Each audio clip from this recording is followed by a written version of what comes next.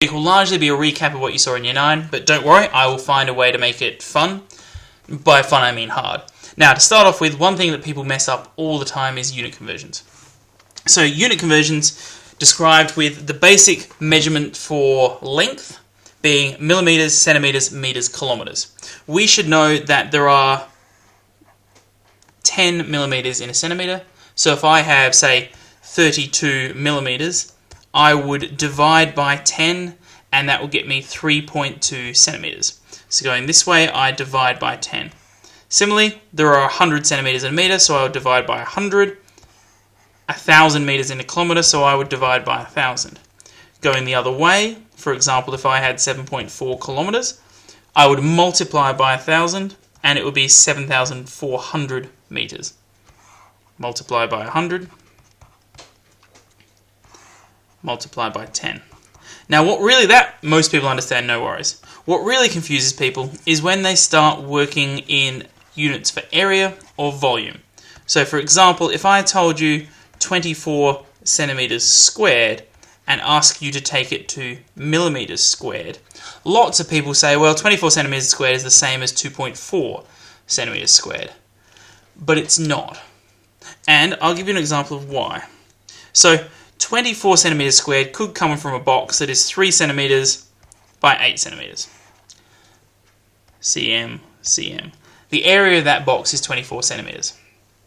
Alright, now, let's consider what that same box would look like if we were working in millimeters. Well, 8 centimeters is 80 millimeters. 3 centimeters is 30 millimeters. So that same box is really 80 times 30, which is 2,400 millimeters squared. So 24 centimeters squared is 2,400 millimeters squared. Now there's a trick to it. If we're going from centimeters to millimeters, we would normally multiply by 10. But because we're working in area, everything's squared. We multiply by 10 squared, or 100. So 24, we multiply by 100 and get 2,400. So when working with area, and I'll do area in red, all of these become squared.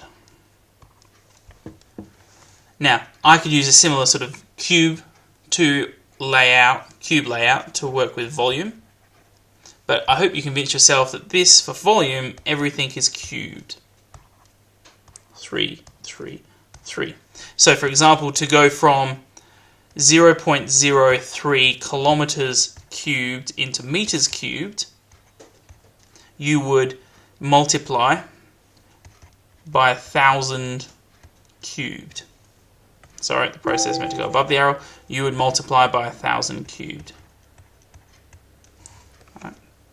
Now, there are some special units that we typically use for measuring area and then capacity. So looking at the area ones on the left-hand side here, one area unit you'll have heard quite often is a hectare. A hectare is very simply 100 meters by 100 meters, so 1 hectare is 10,000 meters squared. That you'd be expected to know off the top of your head.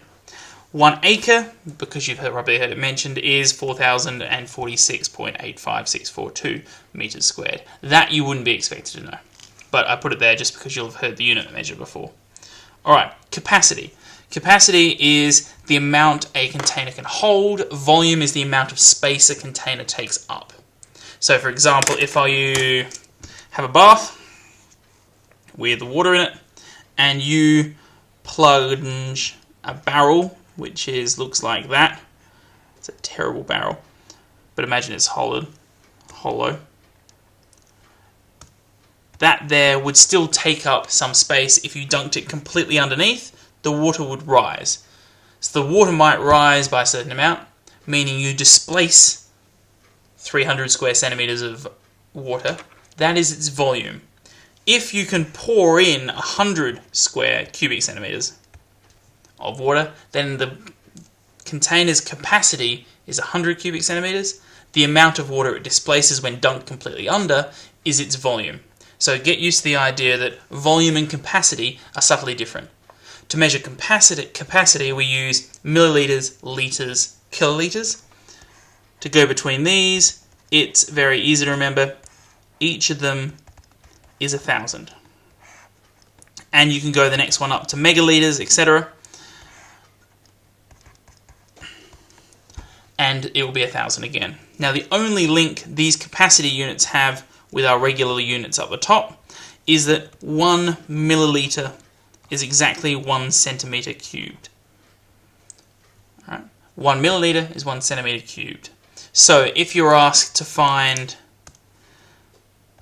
2.4 meters cubed in liters, then I would go 2.4 times 100 cubed would get me in centimeters cubed, and then that would get me the same amount of volume in milliliters, and then divide by 1,000 to get to liters. It's a little convoluted, but your entry to the capacity units is via the milliliters. Alright, now, here is a whole bunch of formulas. You can copy that if you want. Better, safer thing to do is to print them off. Perimeter is you add up the area of the shape. Sorry, you add up the length around the outside of the shape. Think the distance around the rim of a shape is perimeter. Two tricky ones you may not know is here,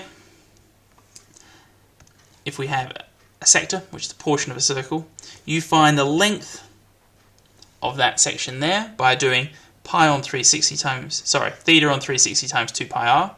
Note that if you wanted to find the perimeter of this shape, you would have to add 2r on, because adding 2r on gets you this here and this here. My year 12s always forget it and lose marks. So the perimeter of that shape is all the way around, meaning everywhere I've highlighted in yellow.